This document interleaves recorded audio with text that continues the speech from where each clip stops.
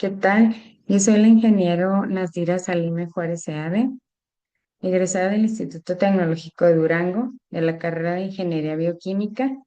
Cursé el diplomado de Nutrición Clínica en ADARA, Academia de Dietética, Alimentación, Recomposición Corporal y Antropometría, con el doctor Jorge Arturo Monreal, la licenciada en Nutrición de Ana Laura Hernández de los Ríos y su equipo de especialistas. Y pues me tocó resolver el caso clínico de prediálisis.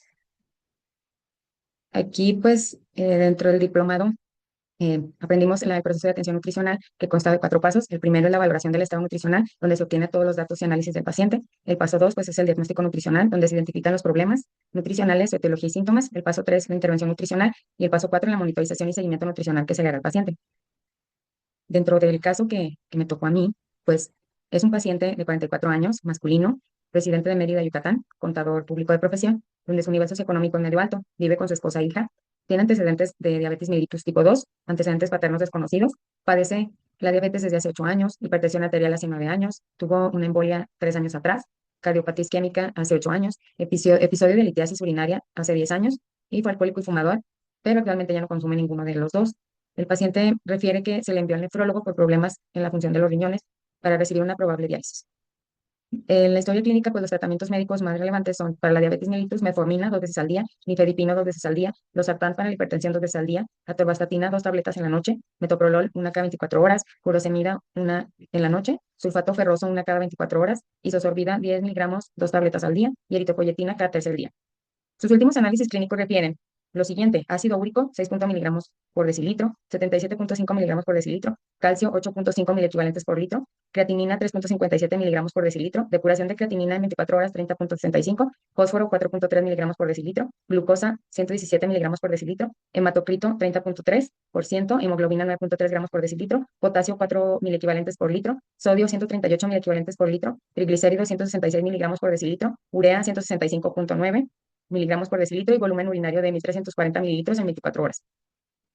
Dentro de la evaluación clínica y el examen físico, pues el paciente requiere la consulta y acude a ella por elevación de azuados. ¿Sí? La sintomatología, pues, la refiere fatiga crónica, náusea, hiporexia severa de una semana para acá, adinamia, aliento urémico, presenta volumen adecuado de orina, sin embargo, está espumosa. A la exploración se observa edema en miembros inferiores y menciona que ha perdido involuntariamente alrededor de 6 kilos en los últimos 6 meses. Dentro de la evaluación bioquímica, la creatinina, que eran 3,57 miligramos por decilitro, nos da lugar a calcular el filtrado glomerular con la calculadora de filtrado y nos da 19,57 mililitros por minuto sobre 1,73 metros cuadrados. Esto da referencia a que el paciente tiene enfermedad renal crónica en la etapa 4 y pues está en etapa de recibir una diálisis. Dentro de la depuración de creatinina en 24 horas es de 30,65, lo cual coincide con el estadio avanzado de la enfermedad. La urea 165,9 pues refiere a una azotemia. La hemoglobina pues también menciona que puede tener anemia el paciente, lo cual ya se menciona anterior que está siendo manejado con hierro. El fósforo pues está en un límite alto, este pues refiere riesgo de hiperfosfatemia. El calcio tiene un valor normal, eh, pues puede tener riesgo de alteraciones posteriores osteominerales.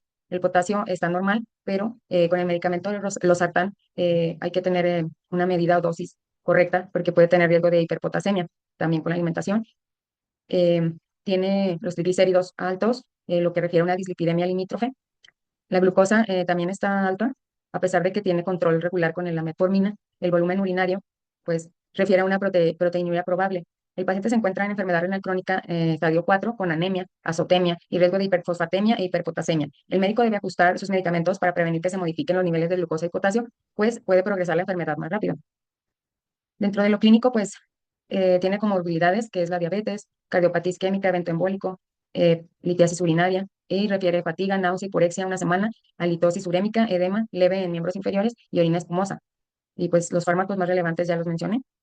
Aquí, pues los puntos críticos sería que la metformina, pues se suele suspender cuando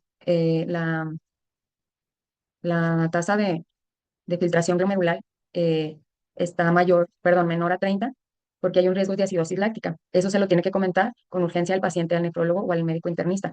El losartán puede elevar el potasio, entonces hay que vigilar el potasio y pues sus precursores. El hierro, pues tiene que asegurar bien su medicamento y tener una saturación de transferrina adecuadas. El estilo de vida que llevaba el paciente, que es el fumador, pues se refiere que ya no lo es, ni es, ya no toma alcohol tampoco. El paciente presenta un cuadro urémico sintomático con alto riesgo de progresión y posterior a recibir diálisis. La medicación como es la metformina también requiere ajustarse. En lo que es la valoración del estado nutricional, la antropométrica, el paciente tiene los siguientes análisis. Su peso actual es de 82,1 kilogramos. El peso habitual es de 89 kilogramos, talla 165,5 centímetros, circunferencia de muñeca 19,5 centímetros, pliegue cutáneo tricipital 28 milímetros, circunferencia media de brazo 28,3 centímetros. Como el paciente tiene edema, se considera 1 kilogramo menos sería el peso real del paciente. Para obtener la complexión corporal, pues se divide la talla entre el perímetro de la muñeca, que nos da 8,48, en donde para hombres, la que es menor, bueno, la que es entre 9,6 a 10,4 sería mediana y menor que 9,6 sería grande. Entonces, la complexión del paciente es una complexión grande.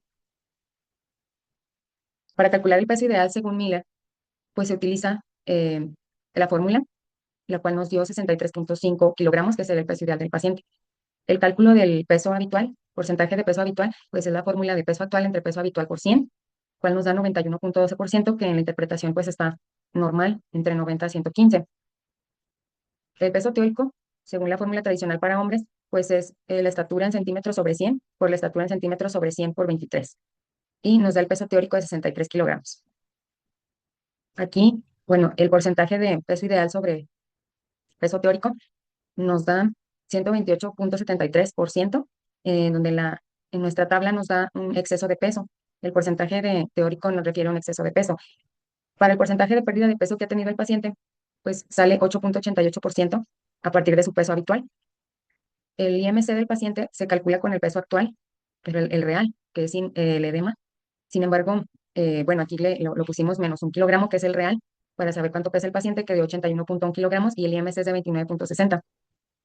El, el índice de masa corporal ideal nos da 23,18. Tenemos que el IMC ideal es de 23,58 y el IMC actual 29,60. Entonces, el IMC ideal sería pasar al rango de, aquí en la tabla, de obesidad tipo 1 a un preobeso. El IMC ideal entre la estatura en metros cuadrados nos da 23,18 kilogramos por metro cuadrado. De acuerdo a la siguiente tabla, el porcentaje de pliegue cutáneo tricipital es del 100%. Por lo tanto, el paciente tiene exceso de grasa. Aquí en la tabla nos menciona el caso que el paciente tiene 44 años y tiene una medida de 28 centímetros. Si lo ubicamos aquí en los percentiles, pues nos da un exceso de grasa. Aquí para calcular la circunferencia muscular del brazo, se utiliza la circunferencia del brazo menos pi multiplicado por el pliegue cutáneo tricipital y nos da 195,04 milímetros. Para sacar el porcentaje de circunferencia muscular del brazo, sería circunferencia media de brazo real sobre la ideal por 100. Y para obtener el que es el ideal se utiliza la siguiente tabla. Aquí el ideal para el paciente es de 286 milímetros. Ya en la sustitución, pues nos da el porcentaje de circunferencia muscular de brazo de 68,19, en lo que la tabla nos refiere que ha habido una disminución moderada de musculatura. Cálculo de área muscular de brazo, pues es la fórmula donde el perímetro del brazo es en centímetros, menos el pliegue de tríceps por pi, todo eso al cuadrado, sobre 4pi, menos la constante de género, que para hombre es de 10 centímetros cuadrados, nos da como resultado una área muscular de brazo de 20,27. Y para calcular el porcentaje de área muscular de brazo es la real sobre la ideal por 100. En la sustitución, pues nos da el porcentaje de área muscular de brazo 38,24. En la tabla de percentiles, pues este porcentaje entra dentro de un músculo promedio y pues se encuentra entre 15,1 a 75,0 el músculo promedio. Para calcular la masa magra total, requerimos saber el porcentaje de grasa corporal total y la densidad corporal. Aquí, bueno, dentro del caso, el único pliegue que se nos da es el pliegue cutáneo tricipital y es de 28 milímetros. Entonces, aquí nos vamos a la tabla para buscar las constantes C y M para la edad entre 40 y 49 años, y la C es igual a 1,1041 y la M 0,0609. Sustituyéndolo en la ecuación de densidad corporal nos da 1,016 y sustituimos ese valor para sacar el porcentaje de grasa corporal total, nos da 37,2%. A su vez, ese valor lo sustituimos para saber la masa muscular total y nos da 14,09 kilogramos. En la tabla, pues para hombres de la edad del caso del paciente, viene siendo de 33,1 a 41,1 el rango, ¿verdad? Entonces, Para irnos a las interpretaciones y cálculos, la complexión del paciente actual es grande, según la circunferencia de muñeca y la estatura del paciente. El peso ideal es 63,5 kilogramos. Porcentaje de peso ideal 130,31, que refiere a un exceso de peso a comparación del actual y del ideal. El peso habitual es 91,12, que es un peso habitual normal. El IMC 29,6, pues refiere a obesidad tipo 1. El pliegue cutáneo tricipital es de 28 milímetros, también sugiere un exceso de grasa. La circunferencia media de brazo es 195,04 y con esa obtenemos el percentil de 68,19, en donde refiere a una disminución moderada del músculo. En el área media de brazo también, bueno, se calcula una musculatura promedio y el percentil también refiere a una musculatura promedio. En la masa magra total es donde podemos concluir que es una masa muscular muy baja. Y pues el porcentaje de grasa corporal refiere que es un porcentaje de grasa alto. Como conclusión de la valoración del estado nutricional antropométrica, pues el paciente presenta obesidad tipo 1 con sarcopenia y pérdida de peso no intencional del 8,88%, por lo cual existe riesgo de desnutrición energético-proteica a pesar del IMC que tiene. Dentro de la evaluación dietética, pues utilizamos la herramienta de recordatorio 24 horas, donde él refiere que las tres comidas las hace en casa. ¿Sí? De desayuno, a las 8 de la mañana, él consume sándwich de jamón y queso, que es de 2 rebanadas de pan blanco, una cucharada de mayonesa, una rebanada de jamón de pavo, una rebanada de queso manchego y una taza de café sin azúcar. De almuerzo, que sería a las 2 de la tarde, pechuga a la plancha, que es de 60 gramos de pechuga, media taza de arroz y 240 mililitros de agua de Jamaica con stevia. La cena, el sándwich de pollo, 2 rebanadas de pan blanco, una cucharada de mayonesa, 30 gramos de pechuga y media manzana y 300 mililitros de agua. Aquí en la evaluación dietética, pues el paciente menciona sus tres tiempos de comida. Sin embargo, los periodos de ayuno son largos, lo que favorece a provocar lo que son los síntomas de náusea, provocar catabolismo y un mal control glucémico. La herramienta de 24 horas de recordatorio puede figurar un exceso de sodio y fósforo oculto, por ejemplo, en embutidos, lácteos, en el pan integral, semillas, y si cocinan con sazonadores y condimentos altos en sodio, sugiere una proteína por encima de las metas renales.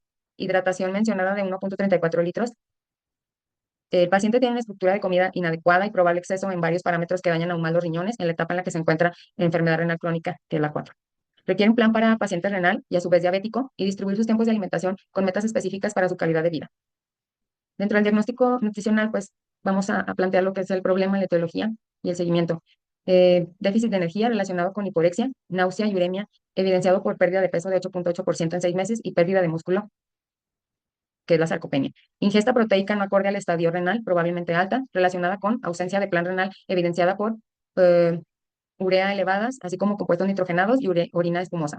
Riesgo de desnutrición energético-proteica relacionada con pérdida de musculatura, evidenciada por baja masa magra en kilogramos. Dislipidemia relacionada con diabetes mellitus tipo 2 y dieta evidenciada por triglicéridos de 166 miligramos por decilitro. Exceso de sodio dietario relacionado con consumo de procesados y condimentos evidenciado por edema en miembros inferiores e hipertensión arterial.